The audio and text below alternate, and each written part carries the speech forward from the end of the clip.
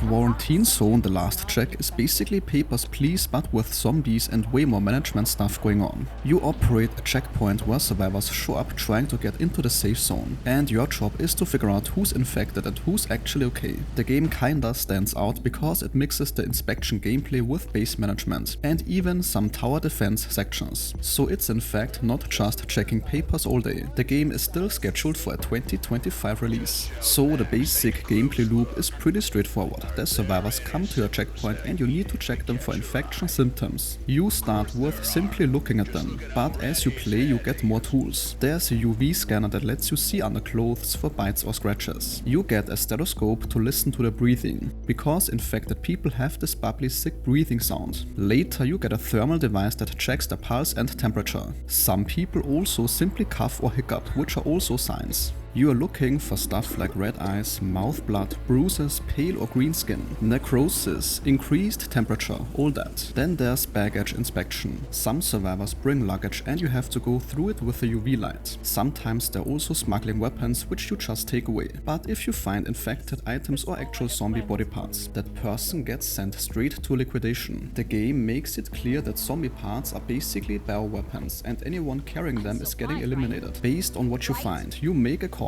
If someone looks healthy, they go to the survivor block where they can live safely. If they have some symptoms but you're not sure, you can send them to quarantine, where you can check on them again the next day. You get money for correct decisions and lose money for mistakes. The quarantine system is interesting because people stay there for observation. If the symptoms clear up after a day or two, then you can move them to the survivor block. But if they get worse or you leave them too long, they turn into zombies and kill everyone in the quarantine cell. Between checkpoint shifts you manage your base. You have to buy food and fuel from this warehouse, and then physically load it onto a cart and deliver it to different buildings. You start with basic tents but can buy upgrades like a clinic, better generators and defense towers. There's also a defense minigame where zombie hordes attack and you control a drone from above. You shoot them before they reach your walls. You can unlock better weapons and airstrikes for this part. The basic scanner and stethoscope are free to use, but there is this analyzer syringe that gives you a definitive answer on whether someone is infected. The catch is it's quite expensive and limited, so you only use it when you really can't tell. As the days go by, new symptoms appear. The survivors also start getting aggressive and can attack you, which is where you get a pistol for self-defense. The game's difficulty ramps up as more infected people try to sneak through, and the symptoms become harder to spot. Eventually you evacuate survivors on trucks. The whole thing feels like a moral puzzle wrapped in resource management. Every shift is this balance of efficiency, accuracy, and trying not to let the situation overwhelm you, as things get more complicated each day. And that sentence concludes today's video. If your time was respected, a like or comment is very much appreciated.